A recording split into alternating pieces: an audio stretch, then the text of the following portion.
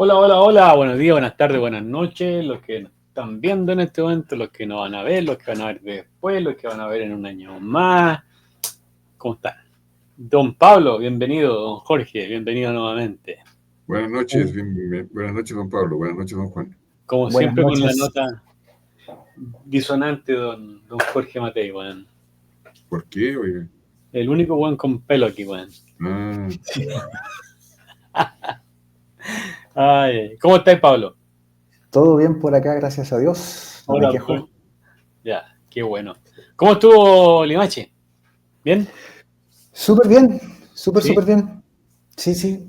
Qué bueno, me alegro, mucho, mucho. Fue bastante gente y salió, creo que mejor de lo que esperaba por la cantidad de comentarios que recibí después, por la cantidad de preguntas que se hizo en la misma sesión, la cantidad de gente que se quedó a posteriori a tratar de conversar conmigo, etcétera. Así que estuvo bastante bueno. Ya, qué bien. ¿Y don Jorge, cómo va el partido? ¿Qué partido? ¿El de fútbol? Sí, bueno, ¿ganamos o no ganamos? El de fútbol no tengo idea. En el otro, bien, pues, todo bien, todo tranquilo. Estamos tranquilos. Escuché por ahí que se habían desmarcado dos candidatos de Kaiser, dos candidatos que van con Kaiser se habían desmarcado porque Kaiser quiere revisar los tratados internacionales. Pero no lo hacen siempre los presidentes, todo eso, si es que salen electos. Cualquier presidente que salga electo, revisar tratados. No ¿No? lo hacen, depende, pero hasta ahora, que yo sepa, ninguno ha revisado tratados y menos se ha salido de alguno. Ya. Pero, mira, eso de que alguien quiera salirse porque el otro güey quiere revisar tratados, como por ejemplo el tratado de Escazú. Aquí nos sirve a nosotros esa weá. ¿Cuál es el tratado del Cazú? De Pikachu. Pikachu, ¿cuál es ese, güey? ¿Cuál es ese? No tengo idea, pero Ah, es tanto lo que nos sirve que nadie sabe lo que es, weón. ya, Yo ya. no tengo idea de lo que es. ¿Tú sabes, Pablo? Sí, es ese famoso tratado de tema de derechos ambientales, cuidado de la naturaleza. eh, Va en la línea, digamos, de la ecología. Ya, ahí va a Claro, ser mira, un sí, poco mejor. está bien la ecología, pero cuando tiene que tener sentido común, yo creo.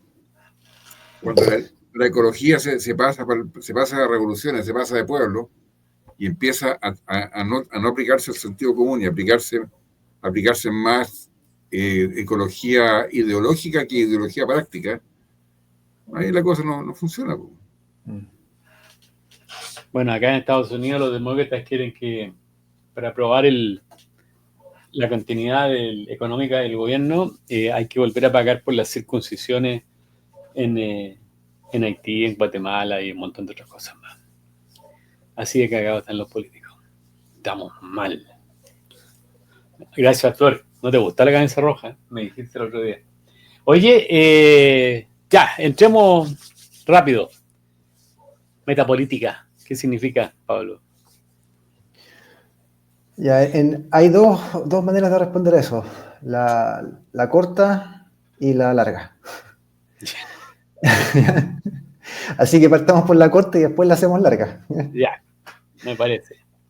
Pero básicamente cuando hablamos de metapolítica estamos haciendo referencia a una perspectiva que se refiere a trascender la política convencional, es decir, el tema de los partidos, de los candidatos, del electoralismo, y centrarse en una mirada desde lo alto para repensar y criticar, cuestionar y a veces también accionar para modificar los valores, las creencias y las ideas fundamentales que están por detrás de la política.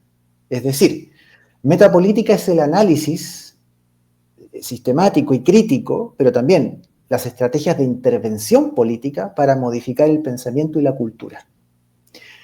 En corto significa hacerse cargo, tanto desde la izquierda, pero más interesantemente desde la derecha, y aquello que descubrió en su momento Antonio Gramsci. Cuando la derecha se dio cuenta de que Antonio Gramsci tenía razón y que había que operar sobre la superestructura, el lenguaje marxista, ¿no? Es decir, modificar el pensamiento de la gente a través de los valores, ideas y creencias de la cultura, y de esa manera consigues hegemonía política, allí nace la famosa hegemonía cultural, que es el foco principal del trabajo de los que se ocupan de la metapolítica. En cierto sentido está muy, muy relacionada con el ámbito de la psicopolítica, pero la diferencia está en que la psicopolítica tiene que ver más bien con las estrategias de control psicológico, guerra psicológica para manipular a las masas. Ya. La metapolítica es un ámbito de carácter más bien académico. En el fondo es como la filosofía política, pero orientada a fines prácticos. Por ejemplo, cuando se habla de la famosa batalla cultural, Eso ¿verdad? es lo que te iba a preguntar. ¿Vale? La batalla cultural, en el fondo, es un eslogan, ¿no? Que ha estado muy de moda en redes sociales, en la derecha, y que hace referencia a las estrategias metapolíticas para conseguir la hegemonía cultural de la derecha, en Occidente o en los países que correspondan. O sea, por metapolítica tenemos que entender entonces cualquier forma de indagación, estudio e intervención donde se busca influir a nivel de la mentalidad general, del zeitgeist, de la cultura de una época, de la cosmovisión, ¿no? De la cual se deriva posteriormente la praxis política. Pero todas las prácticas políticas que implementamos en cualquier sistema político, no solamente los democráticos, se derivan de una cultura que la hace posible. Y si tú no controlas la producción cultural, es decir, los medios de comunicación y sus contenidos, los artistas musicales, las artes escénicas, las artes plásticas, ¿no? El cine, las series, en fin, toda la producción cultural, si no controlas los contenidos de esa maquinaria de producción cultural, tú nunca vas a tener hegemonía política. Porque antes de tener hegemonía política, necesitas hegemonía cultural. ¿Se entiende? Y a la discusión, análisis, crítica e intervenciones para modificar esa cultura, a eso se le llama metapolítica, ¿no? Y ahí se mete todo. Cualquier tipo de análisis respecto al estado del arte en la cultura y la sociedad, aplicado a los fines del poder, eso es metapolítica. Y fíjense que la izquierda ha sido muy hábil en esto desde hace muchísimos años. ¿Ya? Llevan demasiado tiempo manejando todo. Controlan Desde antes de Allende. de mucho antes. Controlan de partida todo el mundo de la televisión y el periodismo. Películas y series. El teatro. La música. No solo la música popular, o el pop, el rock, ahora el reggaetón, el trap y todo eso, sino que incluso la música docta y la ópera. Vayan a ver ustedes, por ejemplo, la cartelera del Teatro Municipal en Santiago.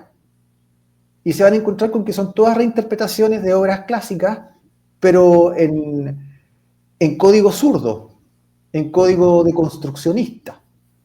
Eso es hegemonía cultural. Eso son estrategias metapolíticas. Porque han logrado incidir por medio de todas las artes, también de la educación, otra cuestión clave, el aparato comunicacional, el aparato artístico y el aparato educativo. Han controlado vía colegio de profesores, vía currículo escolar, reforma curricular, planes y programas educativos, controlan toda la educación pública.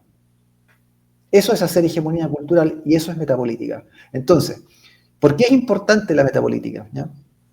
Porque sea por izquierda o por derecha, quien quiera que controle los medios de producción cultural tiene el camino despejado para el acceso al poder.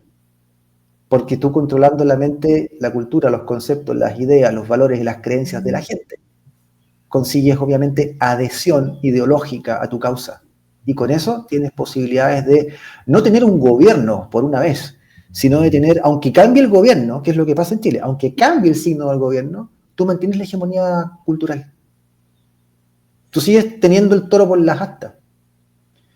Esta palabra tiene una historia, ¿no? Porque se debe a un famoso erudito español que se llamaba Juan Caramuel, que vivió ahí como en el siglo XVII, y allá por el 1660, 1670, él acuña esta palabra, metapolítica, ¿no? En uno de sus manuscritos. Y luego esto va pasando por distintas etapas hasta llegar a nuestros tiempos, por distintos filósofos y pensadores, ¿no? Los filósofos son parte de esa creación de la metapolítica, ¿no es cierto? Pueden serlo, Ya. eventualmente pueden serlo, ¿no? Porque la producción de ideas pasa por varios ámbitos, pero la filosofía es uno de ellos, de los más importantes quizás, ¿no? El más importante diría yo. Y ahí, entre esos autores, bueno, en el marco de la filosofía, el más importante para este tema es Antonio Gramsci, sin duda, ¿no? A principios del siglo XX. ¿Más que Platón? No, en el ámbito de la metapolítica estamos hablando. Ok, ya. No, en el ámbito de la filosofía nadie supera a Platón, sin duda. Ya. Pero en el ámbito estricto de la metapolítica, Gramsci, ¿no? Ya. Porque él, en los cuadernos desde la cárcel, analiza la hegemonía cultural y la importancia que tiene esto para el marxismo. Y argumenta que todas las revoluciones marxistas han fracasado justamente porque no se han preocupado del control de los medios de producción cultural, se han preocupado del control de los medios de producción económica, de la estructura y no de la superestructura. Fíjate que Entonces, perdona que interrumpa, pero para hacer un paralelo, la izquierda controla la cultura y todo lo demás, se roba la plata para controlar la cultura. La derecha, por así decirlo, crea los artefactos necesarios para sacarte la plata, como en el caso de los teléfonos, celulares y todas estas cosas, pero les importa un bledo qué es lo que pueden hacer con eso, lo único que quieren es tu plata. No hay, claro. No hay una ideología detrás. Bueno, hay una cierta ideología que es de carácter economicista, ¿no? Ya. Entonces, como que la política queda, la política bien entendida, ¿no? Yo esta tesis la he defendido en este programa varias veces, la política entendida como el ejercicio de la virtud privada en el ámbito público, así la entiendo yo, ¿no? Que es un ideal platónico que está expresado en el texto de la República. Ahora, esa política obviamente para los liberales no existe, ¿no? No estoy hablando aquí de los liberales clásicos, obviamente, estoy hablando del liberalismo contemporáneo, que algunos llamarían neoliberalismo, ¿no? Lo que existe es más bien la superitación de la política, de la res pública a la economía.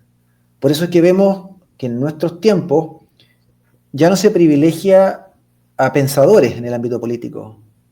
No tenemos, por ejemplo, abogados, como era típico en Chile, ¿no? Que los abogados se dedicaban al ámbito público y a la política. Ahora tenemos más bien economistas, muchos economistas dedicados al tema de la política, porque eso tiene preeminencia. Y últimamente también a periodistas, por el tema cultural, y por el dominio de las comunicaciones y el control de los conceptos, las ideas, las creencias, los valores, ¿no? Pero esto que la izquierda lleva haciendo muy bien por demasiado tiempo, tuvo una respuesta. A raíz de lo que fue el famoso desastre, a mi juicio un desastre asqueroso, de esta revuelta estudiantil del mayo del 68 francés, ¿no? Que eso traumatizó a mucha gente, de ahí salieron varios pensadores conservadores, no solo franceses, británicos, americanos, y uno de los franceses que sale de ahí, que hace la contrarrevolución, es Alain de Benoist, que está vivo, ¿no? Alain de Benoist es un escritor, periodista, filósofo, que nació en el 43, si no me equivoco, ya tiene sus buenos años, está bien mayor, pero está vivo, y él fue el fundador de Grece, ¿eh? Grece fue como una especie de centro de estudios, era el grupo de investigación y estudios de la civilización europea, de ahí las siglas en francés, Grece, ¿no? Que va a fundar lo que se conoce como voy a ver si lo pronuncio bien, la Nouvelle Droite, la nueva derecha francesa. Ahora se habla mucho en el mundo de la nueva derecha. Bueno, pero Alain de Benoist es el padre de ese concepto. La gente no lo sabe, pero de allí viene lo de una nueva derecha, que ya no es una derecha economicista, no es esa derecha de la que estaba hablando Juan, ¿no? estábamos aquí ante una nueva derecha, una derecha cultural, no una derecha económica. Que no tenemos hoy día. En Chile no hay todavía, exactamente, no hay. Existe en Francia, existe en algunos lugares, en Europa principalmente, existe en Polonia, existe en Hungría, por ejemplo, en algunos reductos en Inglaterra, no mucho, pero algo. Y acá, digamos, igual en Sudamérica hay algunos pensadores interesantes, pero ya voy a llegar a eso. Alain de Benoit, entonces, adopta las ideas de Gramsci, se da cuenta que tiene razón, pero las aplica a la reconstrucción de una derecha cultural, con valores de derecha, a la recuperación de los valores tradicionales de Occidente. En Alain de Benoit, de todas maneras, hay una crítica bien aguda a las vulnerabilidades del judeocristianismo, por su insistencia, por ejemplo, en la compasión como valor fundamental y en la disolución de las jerarquías, porque si uno lo piensa, en el cristianismo, en los evangelios, está la raíz del igualitarismo. Nos guste o no nos guste, pero es cuestión de, si no me creen, léanse el libro de los Hechos.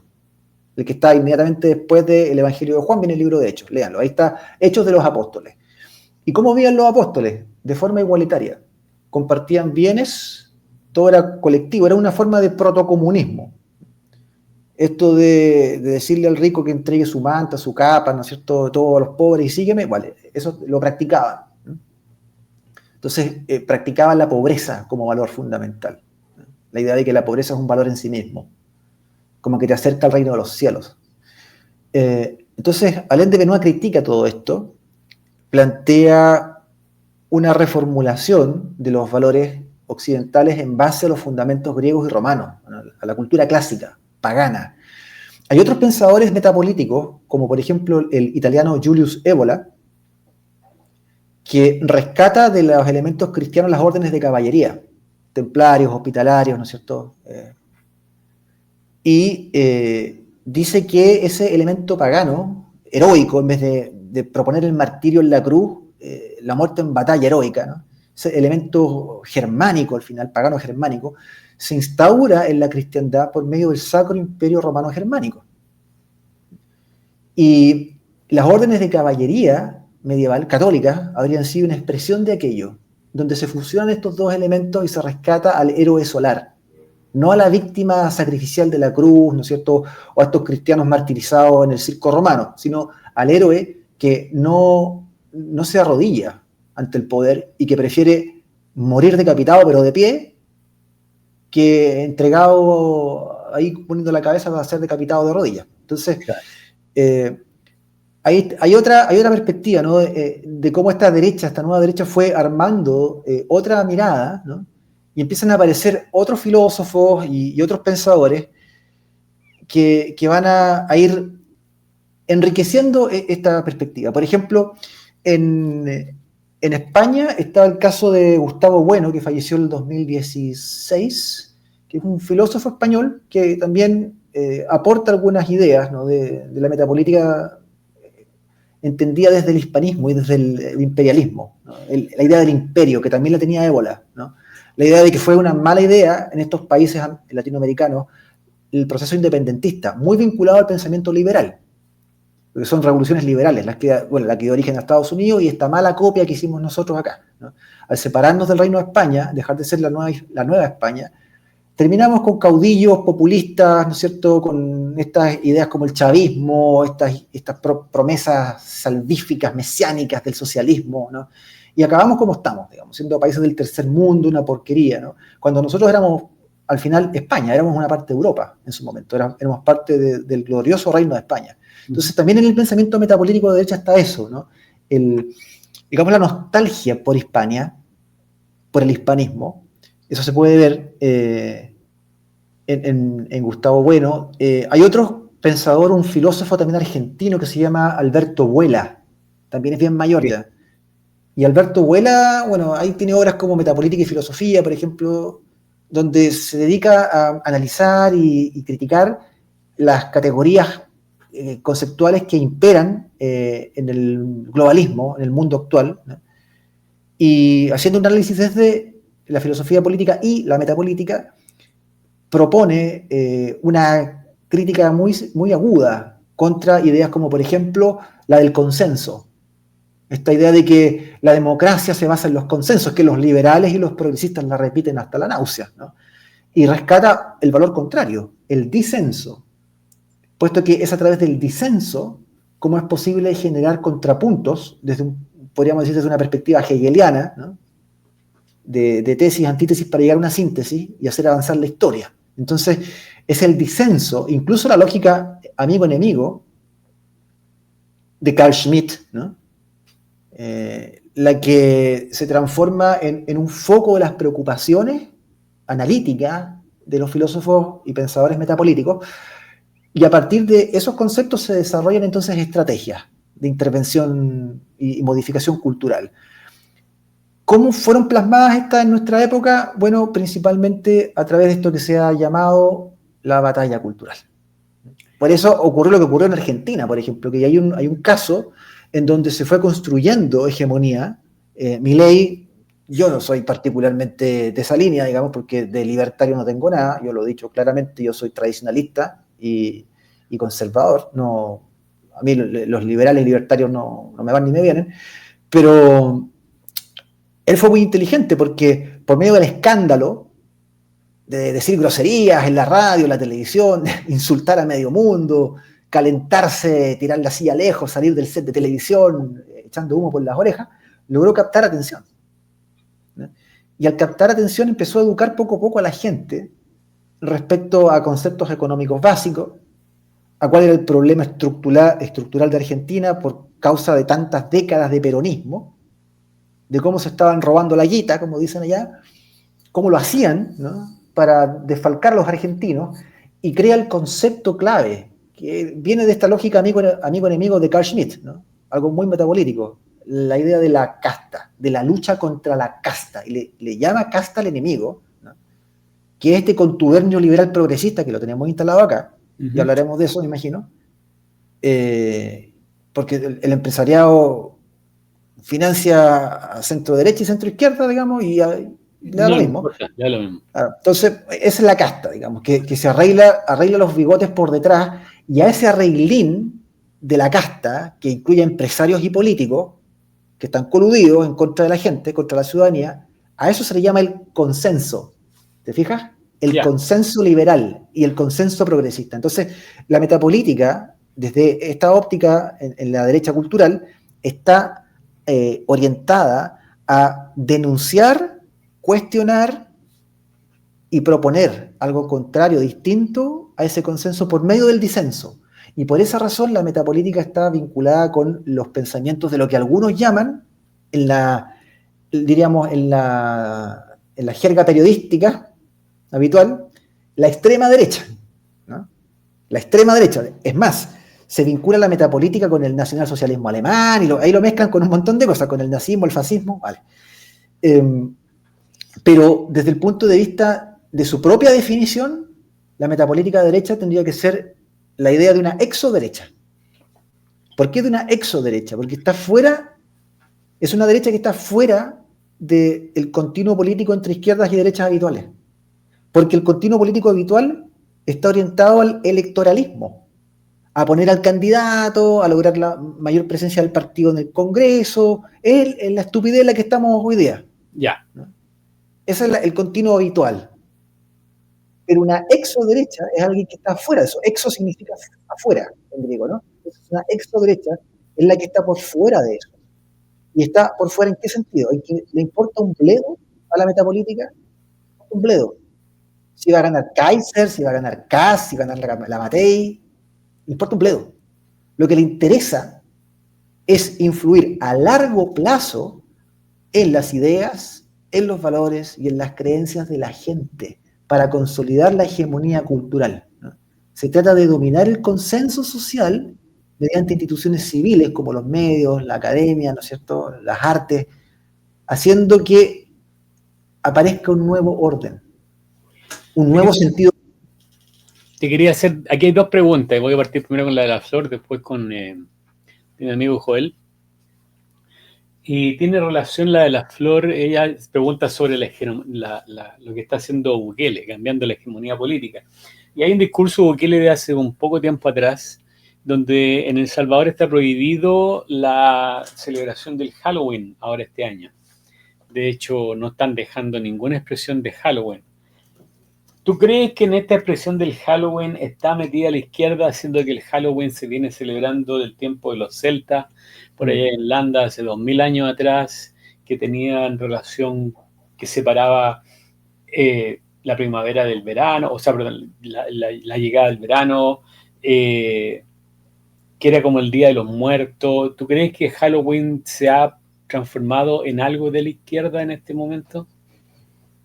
No me parece particularmente, porque fíjate que la cuestión de All Hallows Eve, ¿no?, en el mundo anglosajón tiene una larga tradición, ¿verdad? Antiquísima. Pero también en el mundo del norte de Europa y en el norte de España. Ya.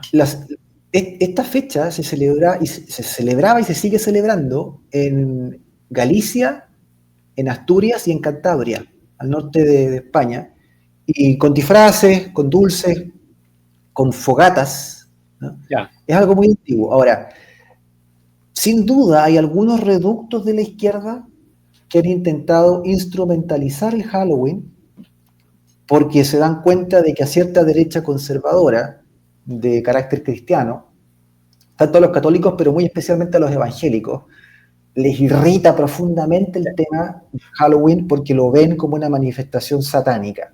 ¿No? Como que a los niños les estarían enseñando cuestiones de origen pagano y todo paganismo es malo, ¿no? O sea, en el fondo, el único Dios verdadero es el cristiano y cualquier otra forma de espiritualidad o de religiosidad es intrínsecamente demoníaca. Yo evidentemente no estoy de acuerdo con una tesis así de simplona, porque como estudioso de las religiones comparadas desde hace muchos años, no puedo caer en ese tipo de reduccionismo. O sea, si yo le pregunto a un musulmán, la única religión verdadera es el Islam, la única aceptable a los ojos de Dios porque lo dice el Corán, y los cristianos son paganos, porque creen en 3 dioses. Desde la perspectiva estrictamente monoteísta, el tajwid de los musulmanes, ¿no?, el monoteísmo puro, tajwid, esa cuestión es pagana. Eso de Padre, Hijo, Espíritu Santo, un Dios que se encarna en un ser humano, ¿no?, eso es paganismo puro para ellos. Entonces, depende de quién le preguntes cómo va a opinar, ¿no? Entonces, uno no se puede tomar literalmente todas las cosas. Pero ciertamente hay una izquierda que instrumentaliza todo lo que puede, pero para irritar a una derecha conservadora cristiana. Ya. Entonces, a propósito, remarcan el elemento de los fantasmas, de los muertos, ¿no?, de los monstruos disfrazados a los niños.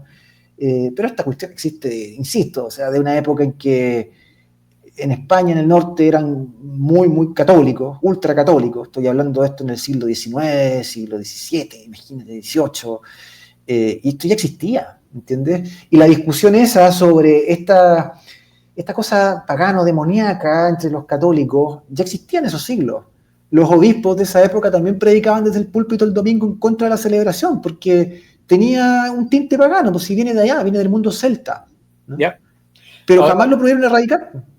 ¿cuál crees tú que es la razón de Bukele para suspender esa celebración? No, yo creo que Bukele de alguna forma está respondiendo a esa provocación de la izquierda, que instrumentaliza una fiesta de carácter cultural, que no tiene nada que ver con una ideología política, pero que ahora aparece como un medio para irritar a los conservadores. Entonces Bukele está respondiendo a esa provocación. Y no se da ni cuenta, te digo. No sé, yo tendría que preguntárselo. Yo no creo que lo haga porque sí, o sea, tiene un motivo. Me imagino que para Bukele, yo lo he escuchado en algunos de sus discursos, hay una influencia cristiana fuerte en la manera en que él concibe el mundo, bien importante el cristianismo en su cosmovisión, y como cristiano creyente, entonces él está haciendo algo que considera bueno, que es prohibir una celebración intrínsecamente satánica. Y no puede haber otra mirada, por ejemplo, que las personas entre las cuales me encuentro yo, a mí me parece que la celebración de Halloween es una pelotudez, pero no porque piense que sea satánica, sino que yo pienso que se ha transformado en algo mucho más penca, que es el mercantilismo. se le ha dado un tinte, o se le ha dado un dejo de mercantilismo a esto, porque están los disfraces, te vas a meter a un supermercado o una tienda hoy día y te vas a encontrar con todo, bueno, durante toda esta semana, todo tipo de tonteras que son para esta celebración, que no llega a Chile desde los celtas, aquí llega desde los norteamericanos.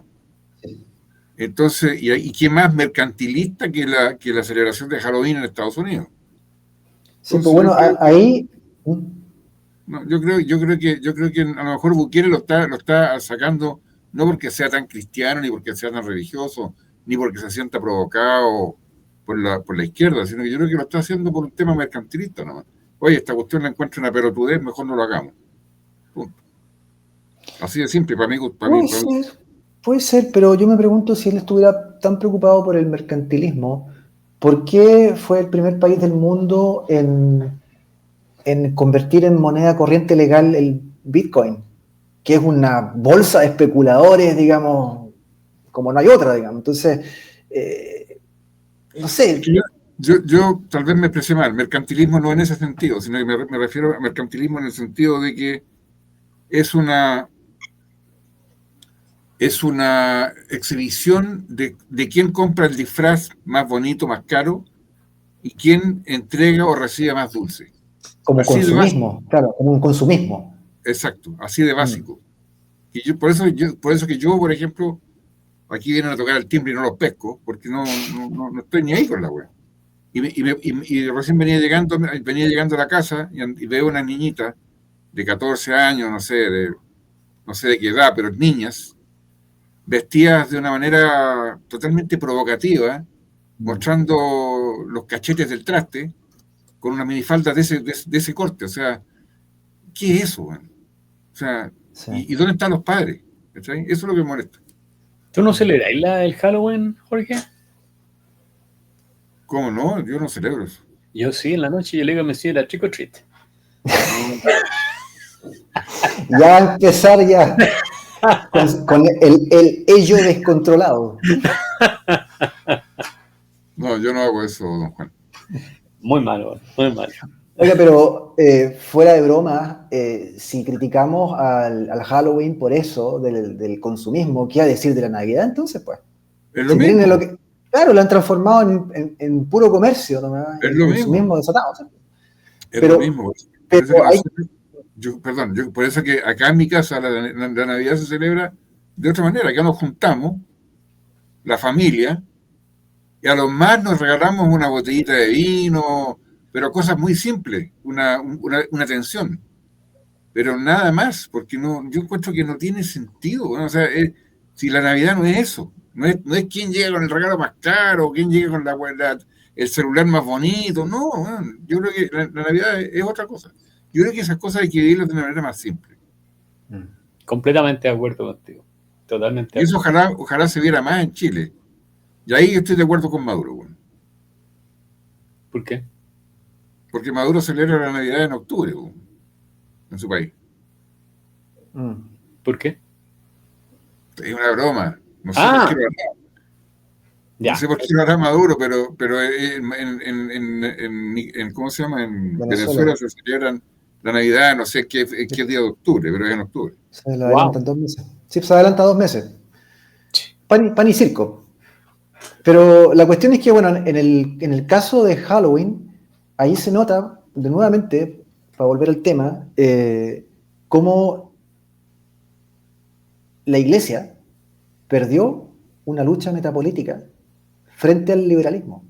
Porque, en el fondo, la Iglesia, es decir, los conservadores, intentaron mantener una perspectiva, tanto católica por un lado como protestante por la otra, para evitar la hegemonía cultural de unas ciertas formas de celebración con unos contenidos que incluyen valores, incluyen ideas, creencias y valores. Halloween es eso, ¿no? Es un conjunto de ideas, creencias y valores que no son cristianos. Y a pesar de que, insisto, llevan siglos contra esta celebración, que es muy antigua, no la han podido erradicar en el norte de Europa, ni en Estados Unidos tampoco, No. ha proliferado y ha proliferado actualmente de manos del liberalismo. Entonces, fue una batalla metapolítica, digo, que los conservadores perdieron frente a los liberales economicistas me refiero, ¿no? Los liberales como los entendemos acá en Hispanoamérica, no los liberals de Estados Unidos, ¿no? Aunque los progresistas ahora también han tomado la fiesta y la están instrumentalizando para provocar a los conservadores. Ya. Oye, hay una pregunta de Joel. Dice, ¿cuando la hegemonía de los zurdos se explica por el conservadurismo o por la falta de contenido en la derecha? Sí, es cierto. La derecha se pasó muchos años y décadas sin contenido, sin discurso, sin elaborar un contradiscurso, sin preocuparse de la cultura. Le regalaron la cultura a la izquierda. Todos los medios de producción cultural se los entregaron. Cuando un empresario de supuesta derecha, que puede ser muy conservador, ¿no? Católico, pechoño, de Schoenstatt, del Opus Dei, de los legionarios, ¿no? Que es dueño de un canal de televisión, contrata periodistas, contrata actores, actrices, cómicos, músicos, para presentarlo en las pantallas, recurre a la gente de izquierda, pues. No le hace ningún asco eso, le da lo mismo, porque sabe que la izquierda es más creativa, sabe que los artistas de izquierda tienen una chispa, tienen digamos, un talento que es difícil de encontrar en la gente de derecha, que tiende a ser más estructurada, ¿no? Que tiene menos contacto con los potenciales dinámicos de los inconscientes, ¿no? Y que psicológicamente la gente de derecha es más pobre. Eso te iba a preguntar dos cosas. Mira, uno, lo que acabas de decir, ¿no? Probablemente debido a que la gente progre tiene más libertad para pensar en muchas cosas que la gente conservadora, porque la gente conservadora como que se encasilla mucho y sigue mucho tendencias. En cambio, la gente de izquierda no es tan encasillada y tampoco sigue tanta tendencia por moda, sigue más tendencias por ideología, pero bueno. Pero fíjate que el otro día mirando lo que pasó con la partida de Tito Noguera, que se fue, que todo el respeto como persona, lo que no me parece a mí es que se haya, por ejemplo, dictado un duelo nacional por la partida de Tito Noguera, la sensible partida, que es un ser humano que partió todo lo que tú queráis. Pero será como para tanto, como para dictar o decir que hay duelo nacional por la partida de él. Cuando se fue Benjamín Maquena, yeah, de los guasos quincheros, que era igual de importante, nada. Sí. La Silvia Piñeiro, tampoco. Que fuera Silvia Piñeiro, cierto. Nada. Entonces, ¿qué será? Y lo otro que me llamó la atención fue lo linda que fue la ceremonia, porque yo miré un rato la ceremonia de su misa, y muy bonita, muy creativa, muy artística. Hasta tú la pagaste, po. Pero fíjate que en el lado de los conservadores no se ven esas cosas. No. El aplauso cerrado, la alta concurrencia que no se dio en el funeral de Maquena ni de la Silvia Piñero. Eso será porque esta gente es más unida, son más solidarios. ¿Cuál será la razón, según lo que tú puedas percibir, para que se dé eso en ellos y no en los que no son progres? Mira, ahí lo que hay detrás es el apoyo del gobierno, ¿verdad? O sea, si ese funeral tiene mucha más visibilidad mediática, llega mucha más gente, el presidente hace puntos de prensa, se presenta, digamos, llega ahí al velorio, todo el cuento, es porque hay una decisión política. No se trata de ser buena persona, de hoy qué pena nos da, hay que estar presente, no se trata de eso. Se trata de una política, una estrategia política diseñada por el segundo piso de la moneda, sí, para posicionar a cierto personaje que es afín a las ideas que yo defiendo. Es decir, estamos hablando otra vez más de una estrategia para lograr la hegemonía política, el marco metapolítico, ¿sí? Esto es una jugada de ajedrez. Sí. No es azaroso. Se piensa. Déjame una pequeña interrupción. Esa era el fondo de mi pregunta. ¿por qué ellos son así, hacen eso y no sus oponentes? Porque la izquierda, como decíamos al principio, lleva décadas leyendo a Gramsci y entiende lo importante que es conseguir esa hegemonía cultural. Comprende mejor que la derecha lo que significa el tener el control de las comunicaciones, de las artes, de la educación. Porque eso significa que te metes en la mente de las personas, controlas la mente colectiva, al rebaño completo. Claro. Y si tú controlas las ideas, las creencias, los valores de las personas, puedes implantarles conductas, puedes decidir por ellos antes, puedes decirles qué hacer, cómo hablar, qué pensar, qué decidir y por quién votar. Esto la izquierda lo comprendió. Gramsci murió en el 37, si no me equivoco. Lo comprendió a principios del siglo XX, hace ya 100 años atrás. Y llevan 100 años en esto. La derecha recién se puso las pilas, no en Chile, en Francia, en Europa, con Alain de Benoit en el año 69. Después del mayo del 68, cuando se funda Grecia. Esa ola de la derecha cultural a Chile no ha llegado. En Chile no tenemos batalla cultural, aunque haya muchos youtubers llenándose la boca con eso. Y son muppets, hablan, pero no hay verdadera batalla cultural. ¿Cuándo vamos a tener batalla cultural? Cuando en Chile tengamos estudios de griego clásico y de latín. Cuando la derecha se preocupe de tener cultura, cuando la derecha haya leído desde Virgilio y Horacio, ¿no es cierto? Cuando haya leído a Platón y Aristóteles, cuando la derecha realmente tenga cultura. Porque en este momento todo este ambiente es de una manga de ignorantes, de gente muy inculta, analfabetos funcionales. Yo sé que lo que estoy diciendo es muy duro y que a mucha gente puede molestarle, pero es que hay que decir la verdad, porque si nosotros queremos mejorar y queremos proponerle algo al país de verdad, necesitamos hacer un buen diagnóstico del problema que tenemos. Y con ese buen diagnóstico proponer buenas soluciones. Pero si nos equivocamos en el diagnóstico porque no nos atrevemos a decir las cosas por su nombre, no vamos a poder solucionar el problema. Y la izquierda va a seguir ganando, porque sigue manteniendo la hegemonía cultural debido a la ignorancia de la gente, en este caso de la derecha y de los conservadores, que se niegan a salir del pequeño cuadradito, la pequeña cajita de fósforo, en la que llevan muchos años encerrados repitiendo las mismas cosas y preocupándose solamente de lo que publica el diario financiero. Y no leen más allá. O sea, yo quisiera que, si yo digo, por ejemplo, ¿quién fue Plutarco? Por poner un ejemplo. Yo quisiera que la gente de derecha supiese de quién estoy hablando y qué fue lo que pensó, qué fue lo que escribió. No tiene ni idea. No tiene ni la más puta idea. Entonces, mientras no tengamos cultura y educación, no tenemos ninguna batalla cultural que ganar, porque no tenemos nada que proponerle culturalmente a la gente en el país, ¿se entiende? Más allá de los negocios, más allá de la especulación de la bolsa.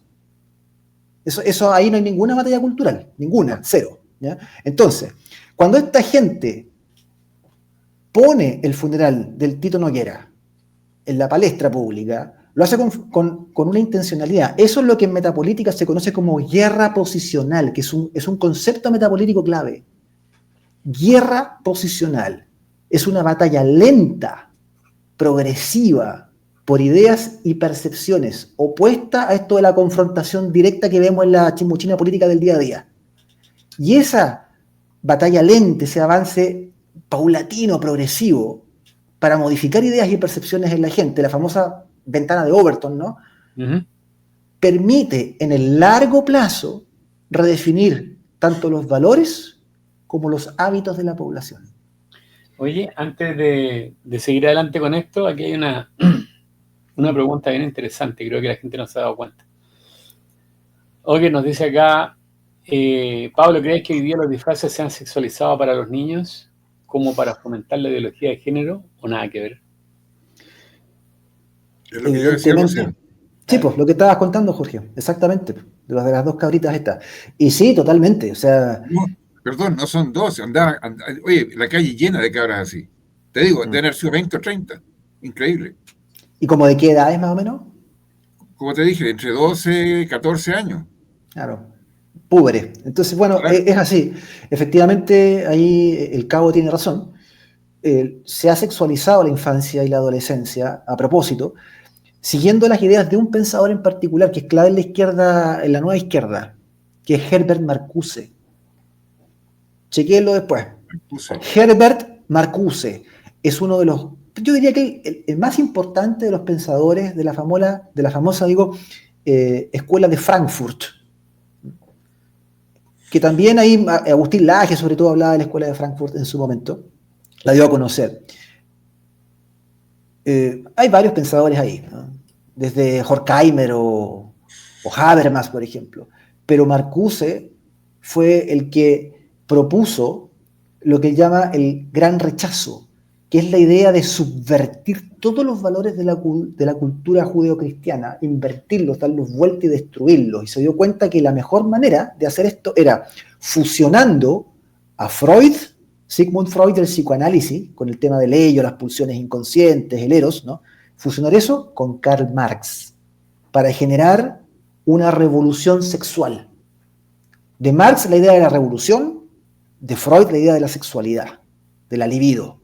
Entonces, fusionando psicoanálisis con marxismo, se puede proponer una revolución sexual que subvierta completamente todos los valores fundamentales que instauren el mecanismo de represión de la sexualidad para que la civilización sea posible. Porque Freud fue un genio, ¿eh?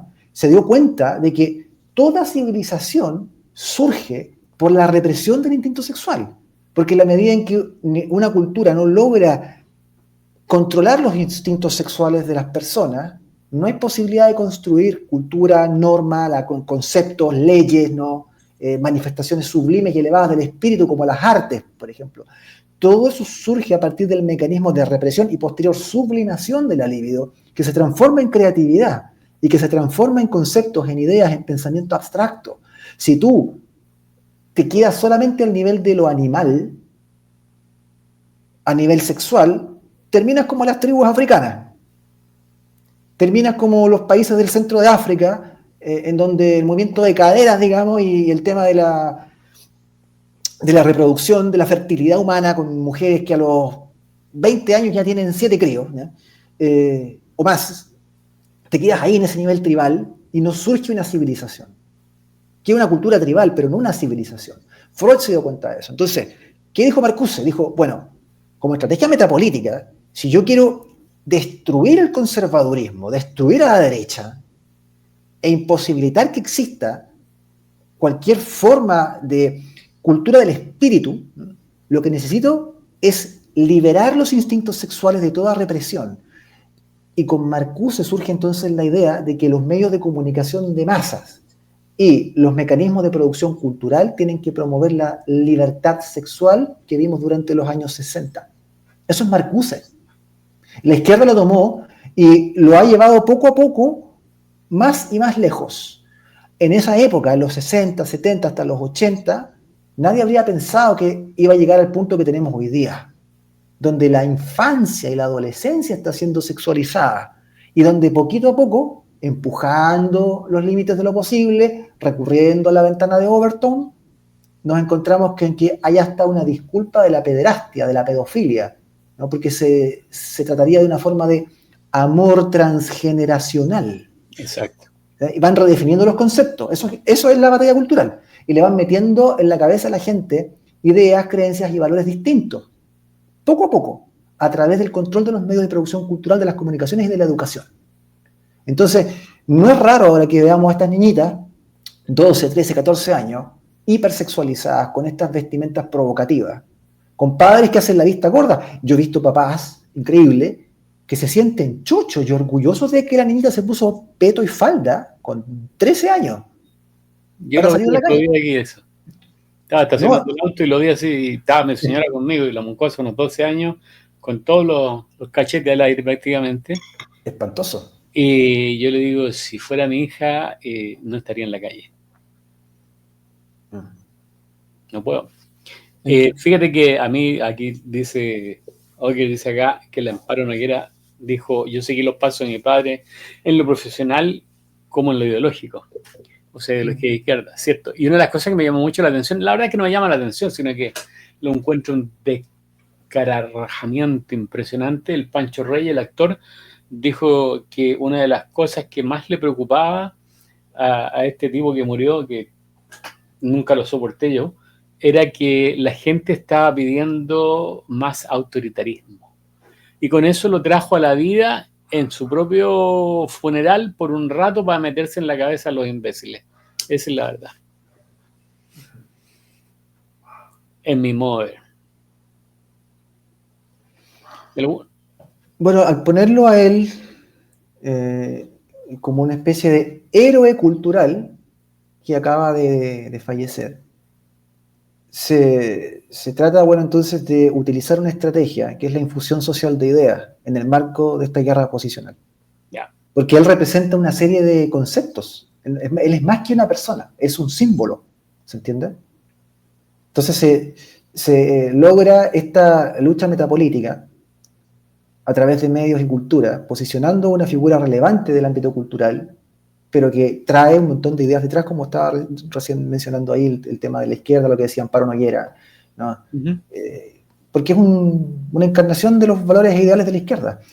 ¿Tenemos en Chile una derecha capaz de hacerle la contrarrevolución cultural a eso? No, porque la derecha que tenemos en Chile, con el candidato que me mencionan, me da lo mismo, los republicanos, los socialcristianos o los nacional libertarios, ni hablar de la U y RN, y ni mencionar a esos que son zurdos de Evópolis. Ninguno de los partidos de derecha o de los movimientos y think tanks asociados, de los centros de estudio, toda esa cuestión de las universidades, ninguna, de ninguna parte hay una derecha cultural. No la hay, porque insisto, esta gente está preocupada de las finanzas, de cómo sube y baja las acciones, el SP500. Y los youtubers, y todos los youtubers de derecha, todos van por las lucas, las visualizaciones. Sí. Una vuelta que dale. Contéstale aquí a Soje. Una cosa bien interesante. China no cae en estas ideologías contra los niños nefastas. Sí. ¿Por qué China no es sometida a esa estupidez?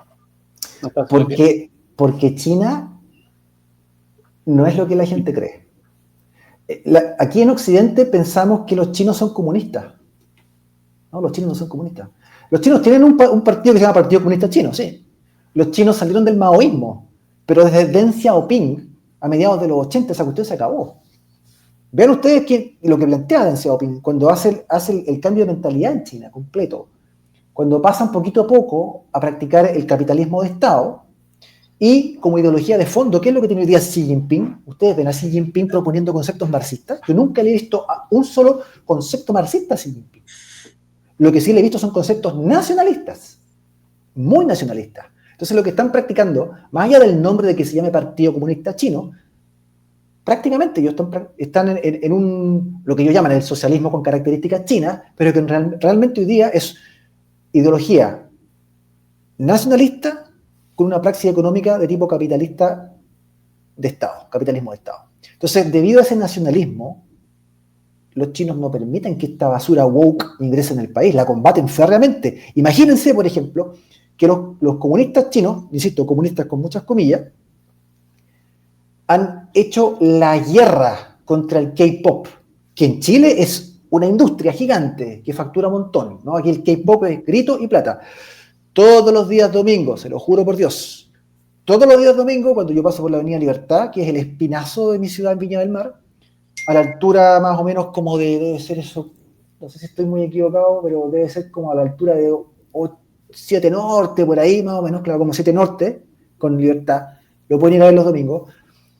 Ejércitos de adolescentes escolares de educación media usan los vidrios polarizados de un edificio, se juntan ahí en toda una esquina y los ven haciendo el ridículo, imitando a los ídolos del K-pop, haciendo las coreografías, dando giros, ¿no? Saltando, qué sé yo. ¿Están convencidos de eso? Bueno, si ustedes miran a los ídolos del K-pop, estos cantantes son todos afeminados, hay que decirlo, son bastante afeminados, ¿no? Son andróginos, como que cuesta un poquito saber si es mujer u hombre, unos teñidos raros, unos cortes muy extraños, unos bailecitos también bien femeninos, a pesar de que son hombres.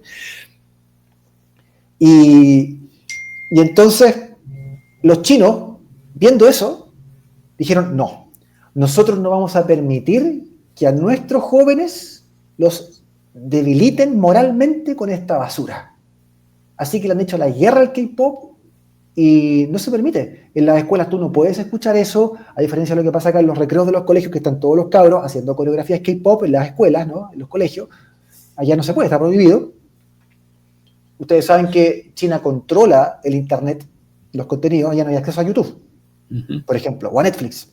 Ni a Así WhatsApp que, tampoco. tampoco, ni siquiera Google. Entonces, Oye, por eso es que oye, los chinos no dejan que esta basura woke entre, porque son nacionalistas. oye, cuando partimos de este programa, Juan mencionó lo que estaba pasando, que se le estaban yendo un par de adherentes a Kaiser por decir que se iba a salir de algunas de estas organizaciones internacionales.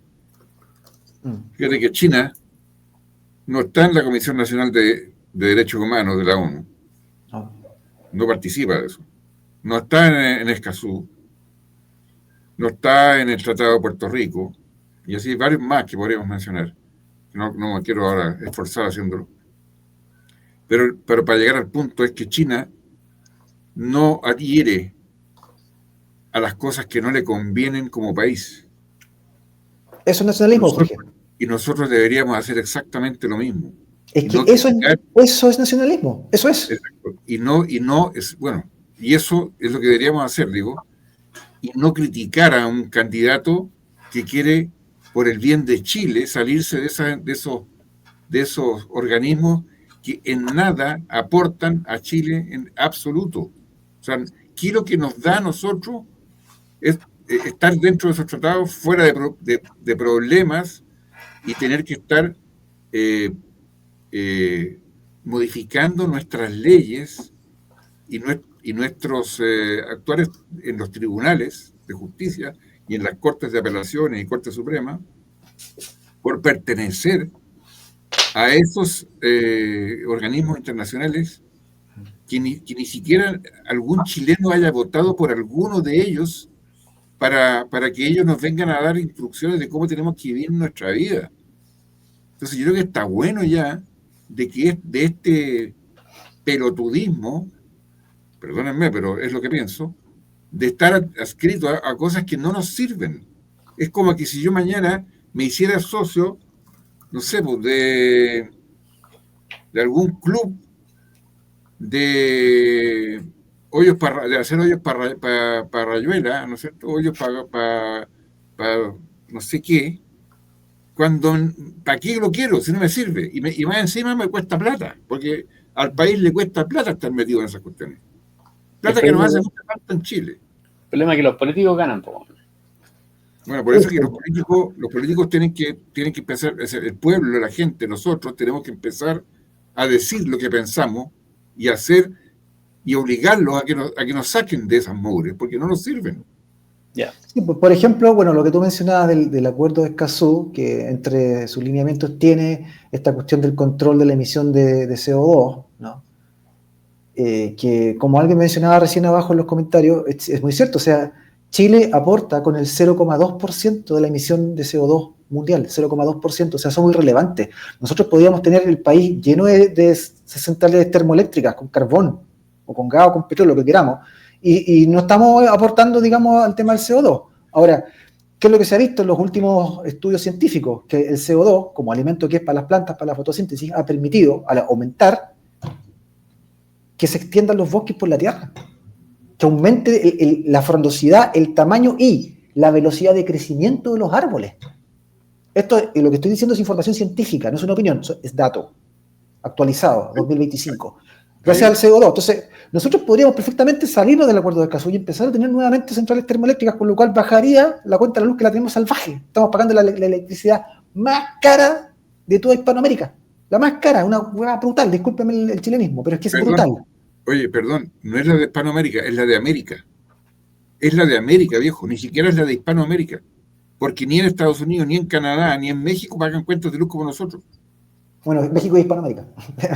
Pero sí, pues no, los dos países... Me refiero a yo quise hablar de América entera, de Alaska hasta la Patagonia.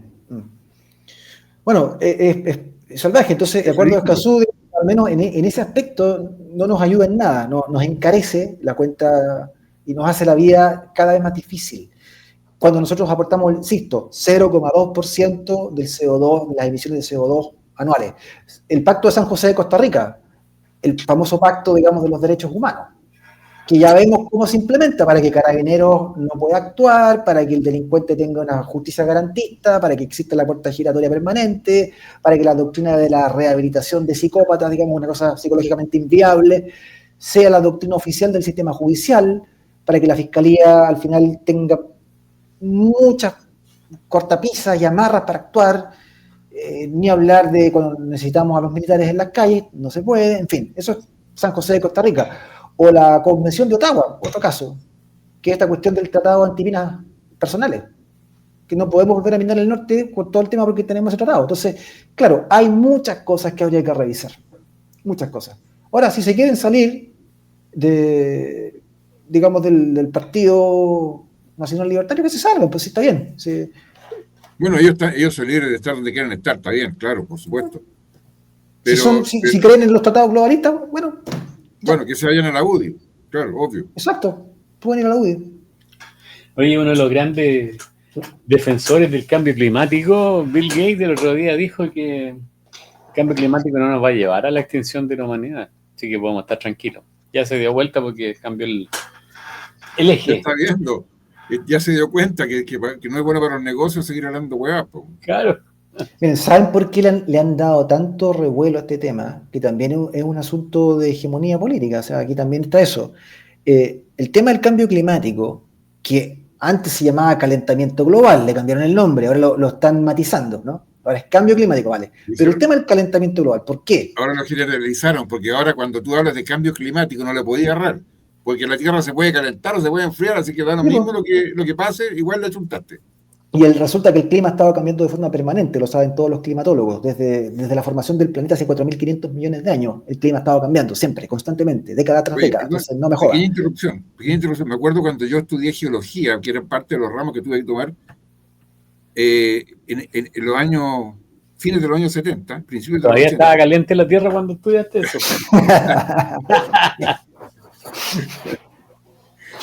Oye, en geología, que lo estudié, ya se hablaba de los ciclos climáticos que ha tenido la Tierra, porque tú en geología lo puedes ver eso. Así es. Entonces, nos están vendiendo la pescada, po. ¿Y por qué lo hacen? Porque resulta que el contubernio liberal progresista que controla la economía llegó a un punto, a fines de los 90, en que se dieron cuenta que el sistema como estaba montado, con las monedas fiat, con el sistema de una economía basada en la quema de petróleo, ¿no? Ya no tenía espacio para crecer, porque los científicos que estuvieron en el Club de Roma, cuando hicieron ese famoso informe, ¿no?, sobre los límites del crecimiento, habían determinado que, como es obvio, científicamente hablando y matemáticamente hablando, en un planeta finito, con recursos finitos, tú no puedes crecer indefinidamente. Esa es una estupidez. Hay que ser imbécil para plantear eso. Y como los economistas plantean el crecimiento indefinido, porque todos los años los países tienen que crecer y crecer y crecer, y eso es imposible en un mundo finito, lo que tú tienes que hacer es aplicar la estrategia de la famosa destrucción creativa de Schumpeter, de ese economista, ¿no? La destrucción creativa. ¿En qué consiste eso?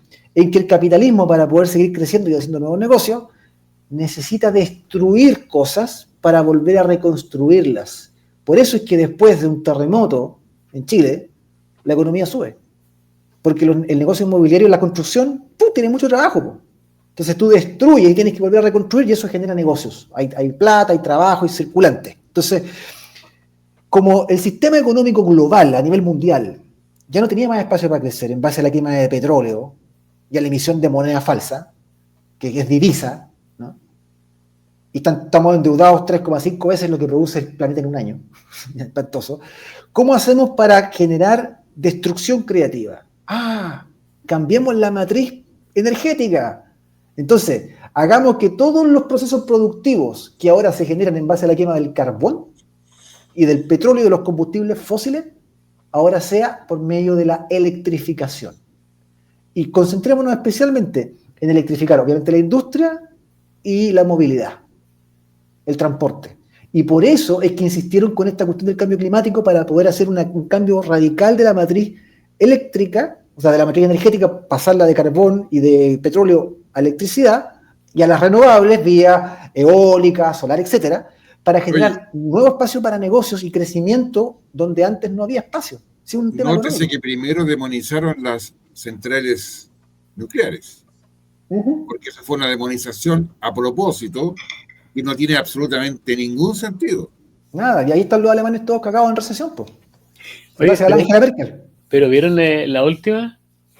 Que Dinamarca, a contar del año 2030, va a empezar a aplicar impuestos a todas las emisiones de gases que producen las vacas. Ah, sí, increíble. Por los pedos. Los pedos de las vacas van a estar contados. Va a haber un progresista contando los pedos. Eso te lo aseguro. Pero es cierto, fíjate, a contar del año 2030. Sí, pues. Y acuérdense que aquí Sebastián Piñera pues, se comprometió con Naciones Unidas y todo el tema del acuerdo de Escazú a que Chile fuese el líder en cambio de la matriz energética, pues, y por eso es que estamos pagando la cuenta que estamos pagando en electricidad, pues, gracias a esa imbecilidad. Fíjate que aquí, en camino a Las Vegas, el Freeway 15, hace unos años atrás, 5 o 6 años atrás, empezaron 2 proyectos termoeléctricos, ¿ya? Que usaban espejos. Al medio de un tremendo campo hay una torre donde llega agua y los espejos se van moviendo a medida que va el sol para allá y para acá, y van calentando la torre, y esa torre, el agua que está en la torre después se transforma en vapor y va moviendo la... Acá también hay una de esas, ahí la cerraron. Bueno, costaron 20 mil millones de dólares, 20 billones de dólares cada una, y están cerrando el próximo año porque no han podido generar la electricidad que querían y la plata se perdió, ¿no?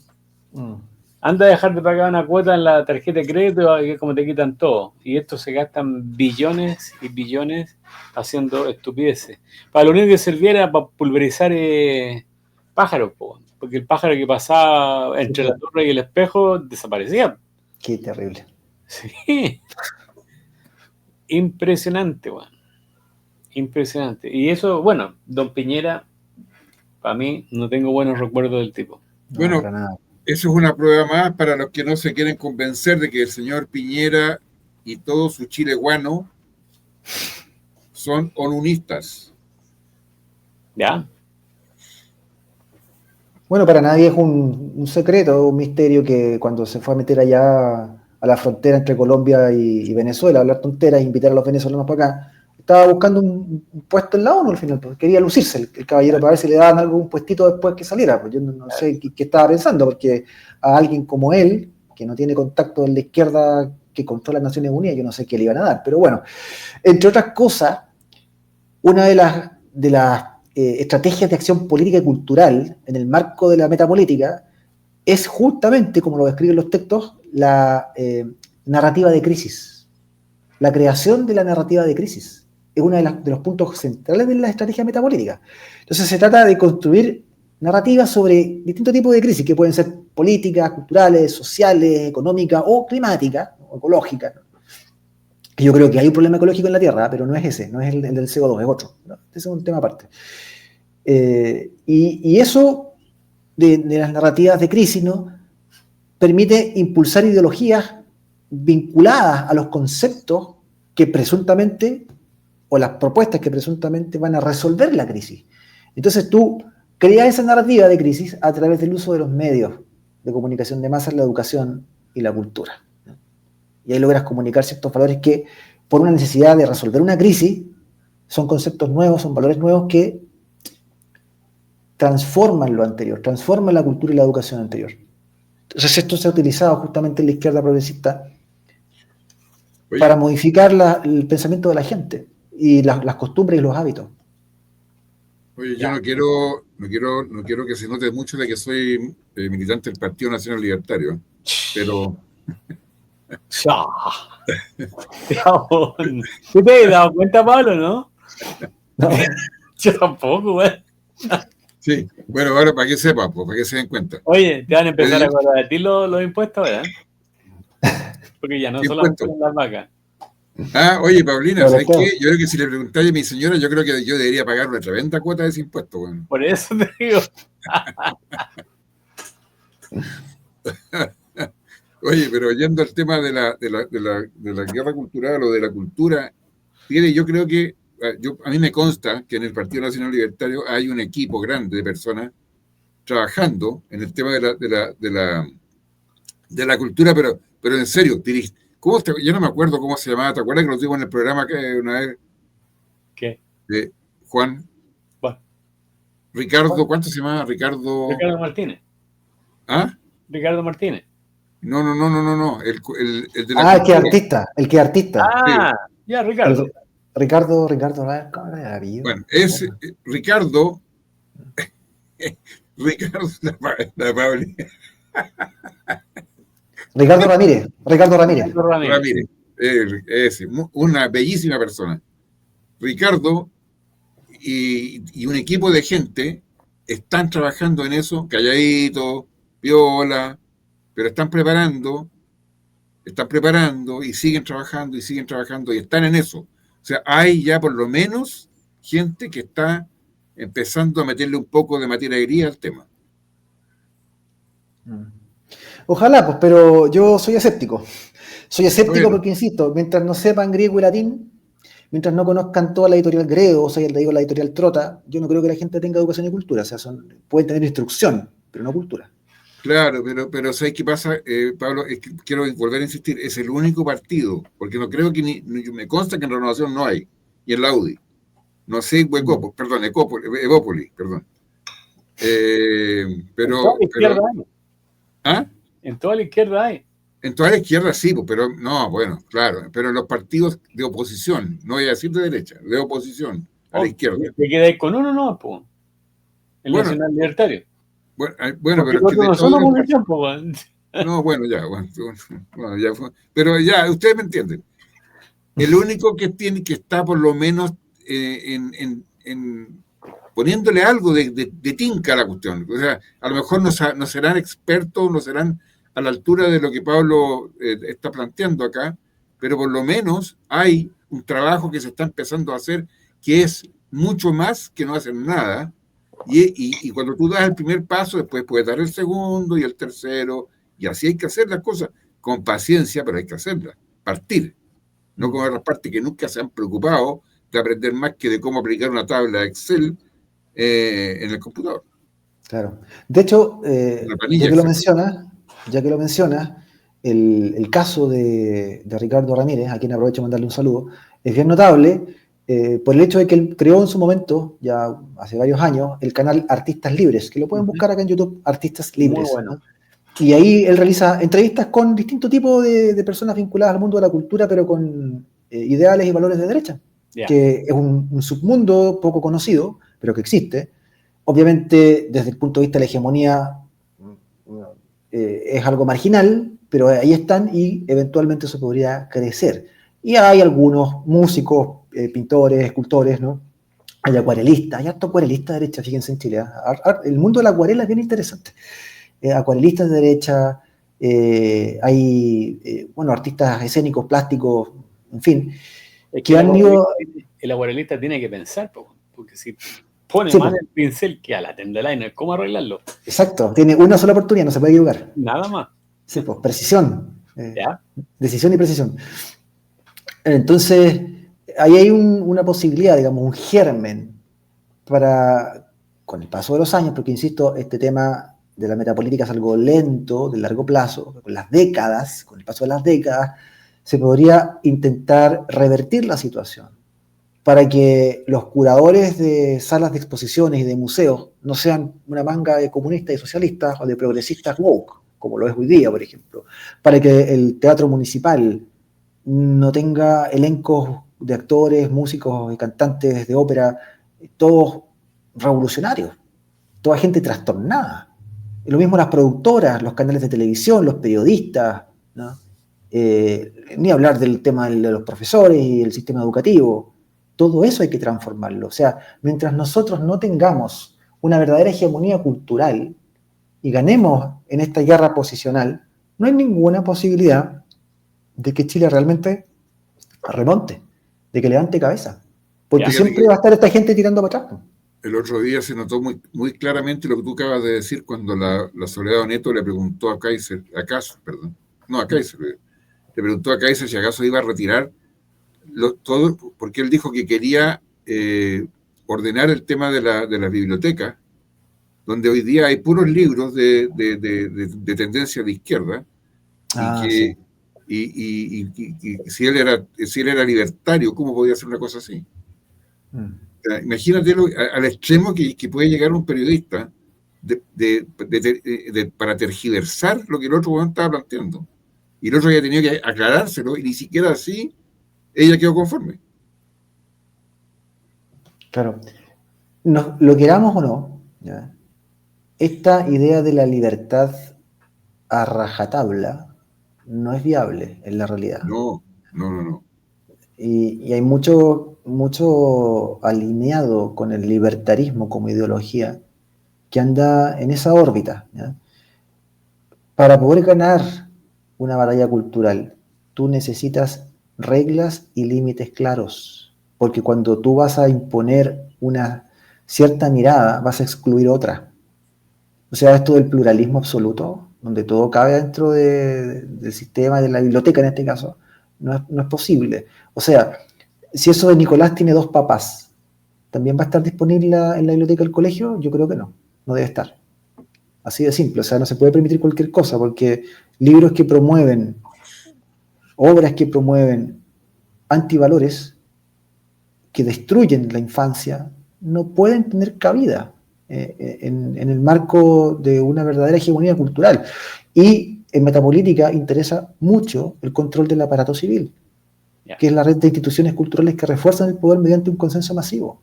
Y un consenso masivo significa necesariamente que tú compartes dentro de un mismo país, de una misma nación, una serie de valores y principios que excluyen otras posibilidades. La excluyen. Entonces, que la señorita Neto entre, digamos, en escándalo, se escandalice porque se le plantee que hay que revisar el contenido de las bibliotecas y hay que sacar algunos libros de ahí y poner otros, digamos. Pero si eso se hace en todas partes, en eso consiste justamente hacer sociedad. Porque tú te estableces un consenso de ciertos valores y jerarquía de valores al final, que excluyen otras posibilidades que son contrarias a las que tú estás escogiendo y promoviendo en el consenso. Bueno, sin ir más lejos, perdona, está el Consejo Nacional de Televisión. ¿Y qué es lo que hace? Exactamente eso. Sí, mira, en la sociedad democrática liberal se le tiene mucho temor a la palabra censura. Como que toda censura es intrínsecamente mala. Pero resulta que la censura la practicamos a diario. O sea, todo padre y toda madre ejerce censura cuando educa a sus hijos. Exacto. Los profesores en los colegios, si se supone que son verdaderos educadores, deben ejercer censura sobre los menores. Pero también sobre los adultos. Alguien dirá, pero ¿cómo vamos a tutelar a los adultos? Pues sí, el Estado tiene un deber al respecto. Porque, por ejemplo, los servicios de inteligencia extranjeros, entre sus funciones principales tienen la de intoxicar masivamente con propaganda a la población del país enemigo, para destruirlos moralmente. Esto se viene haciendo desde los tiempos de Lavrent Tiberia, el gran genio de la inteligencia y la propaganda en la Unión Soviética, en tiempos de Stalin. Desde ahí esa época se viene haciendo. Entonces, vamos a permitir que, por ejemplo, la dictadura narcochavista inunde a través de Telesur, el canal de propaganda que ellos tienen, de veneno a la juventud chilena, porque no podemos censurar nada, o el Estado tiene el deber de defender a su población frente a la penetración y la intoxicación de la propaganda de los servicios de inteligencia extranjeros como el SEBIN. ¿Tiene el deber el Estado de hacer eso o no? Yo creo que sí. Sí, por supuesto. Totalmente. Y eso se llama censura. Eso se llama censura. ¿Sí o no? Se llama censura. Entonces, tiene que haber censura.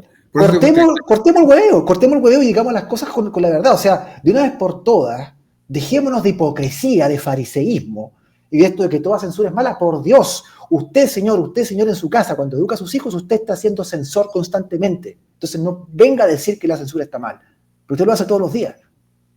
Bueno, por eso que el ejemplo de que en el canal donde la señora Neto trabaja está sometido a diario, cada minuto que está en el aire está sometido al Consejo Nacional de Televisión, que es censura. Claro. Censuran. Entonces ella no, que las bibliotecas tienen que haber, bueno, Es que ese es el progresismo ejercido por un periodista que aparece todos los putos días en la televisión. Yo les preguntaría a ella, por ejemplo, si está de acuerdo con que esté el libro Derrota Mundial de Salvador Borrego, un historiador revisionista mexicano, en las bibliotecas escolares y universitarias. Apuesto que ese libro jamás va a entrar. O la literatura de Julius Evola, que ha sido perseguida por todas partes. O la de Ibn Asad, la trilogía de Ibn Asad, libros fabulosos, como La danza final de Cali, por ejemplo, que han sido perseguidos por toda la Unión Europea, porque tienen ideas políticamente incorrectas de la nueva derecha y no entran a ninguna universidad, en ningún colegio. Ahí la censura es buena, ahí la censura es buena. Por eso le digo, eso es lo que Kaiser trató de decir, pero parece que no se entendió bien. Y quedó como como un futuro censurador. Ahora están como tan preocupados porque el weón está subiendo las encuestas. Ahora le están empezando a dar churretera, que pueda que llegue a ser presidente, y ahora están empezando a preocuparse. Pero el trabajo que se viene haciendo, ¿tú crees que lo que dijo ahí Kaiser, bueno, yo no quiero pensar que él no tenga la capacidad de darse cuenta de decir de por qué dijo lo que dijo, pero yo creo que eso viene también en parte por lo que le están asesorando este grupo liderado por Ricardo Ramírez. En fin, la metapolítica requiere de disenso para generar un nuevo consenso. En ese disenso, en ese choque de ideas, ¿no?, va a haber exclusiones, va a haber perdedores, va a haber gente que se queda afuera. Obvio, como en todo orden de cosas. Y hoy día, todo lo que tiene que ver con la nueva derecha, con el pensamiento conservador y sobre todo con el pensamiento tradicionalista, está fuera de las aulas, fuera de las bibliotecas, porque ellos lo han excluido por medio del ejercicio de la censura. O sea, ¿qué pasa si alguien aparece en televisión haciendo una apología del gobierno militar? Censurado. ¿Se acuerdan exacto, ¿se acuerdan lo que le pasó a Hermógenes Pérez de Arce con la Tonka Tomisic? ¿Se acuerdan de eso? Con la tonta. Ya, pues. Entonces parece que la censura no es tan mala cuando nos conviene a nosotros. Y lo sacamos en vivo y en directo del programa, lo sacamos. O sea, no me hueven, pues. Completamente de acuerdo. Bueno, chicos, ha sido un tremendo programa. Ha sido muy interesante. Algo que hablar del gobierno antes. Ya tenemos toda la información del Partido Nacional Libertario gracias a la persona aquí presente, pero algo que destacar del gobierno, Pablo, para estas próximas elecciones o de la política en general, ¿cómo la ves tú? Es una verdadera vergüenza como el señor presidente le ha serruchado el piso a la candidata Jara para privilegiar su posicionamiento como futuro presidente en una reelección. Es de una deslealtad, de un nivel de traición que yo no había visto nunca en la política chilena. A ese nivel, digamos, de un primer mandatario. Es una cosa impúdica, esa es la palabra, es impúdico lo que estamos viendo. Asistimos a un show de ambiciones, de codicia política sin precedentes. Me parece que el presidente que tenemos es un individuo moral y espiritualmente pigmeo. Eso es lo que te puedo comentar de la política contemporánea. ¿Tú crees que no está hecho a propósito para generarle más votos a la Jara? No, todo lo contrario. No, lo contrario. No, la está hundiendo. El efecto es que la está hundiendo. La lleva a la irrelevancia, porque es él el interlocutor con la oposición, digamos, con la candidatura de Kast especialmente, ¿no? Es él el que sale a contestar y le quita el espacio político y le quita el micrófono y la cámara a la candidata. Cuando él es pato cojo, él debería estar retirándose a la sombra. Sí. Y no, pues está en la primera plana. Eso no se hace. Es una mariconada. Bueno, yo le iba a esperar que terminaras de hablar para decirlo yo, pero eso en chilenismo se llama mariconada, claro. Sí, pues. Es una mariconada del porte de una catedral. No es que yo me interese mucho la señora Jara, pero ver no sé qué palabra decir para no ofender a la gente que está mirando, pero lo impúdico, como dijiste tú, lo bajo, ambicioso, porque el tipo sabe perfectamente bien que si sale alguien como Kaiser o Kast, él va a ser el próximo presidente de Chile, porque él cree en el acuerdo al que llegaron con Chilehuano, liderado por Piñera en su momento, de una tú, una yo, una Sí. tú, una yo. Entonces ahora él dice, bueno, ahora le va a tocar a uno de estos hueones, el próximo soy yo de nuevo, y así vamos a ir una tú, una yo, porque yo tengo 40 años nomás, tengo para rato, po. Pero se va a equivocar, acuérdense de mí, se va a equivocar. Se equivocó. Pablo, pregunta para ti. Sí, la respuesta a eso es que son los dos pasos que yo mencioné anteriormente. El primer paso es el disenso.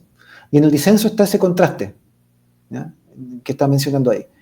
Primero el choque de las ideas, el contraste, eso es la etapa de disenso. Pero luego, cuando tú ganas esa batalla o esa guerra de posicionamiento, pasas a la etapa de consenso. Tú estableces un nuevo consenso y en ese nuevo consenso hay censura, porque excluiste las ideas del oponente a las que venciste. Así de simple. Es etapa 1, etapa 2. Son las dos cosas. Primero disenso, después consenso. Primero choque de ideas y después viene la censura. Si siempre ha sido así, así funciona la política, esa es la realidad. Wow. Mira lo que le pasó a Eduardo.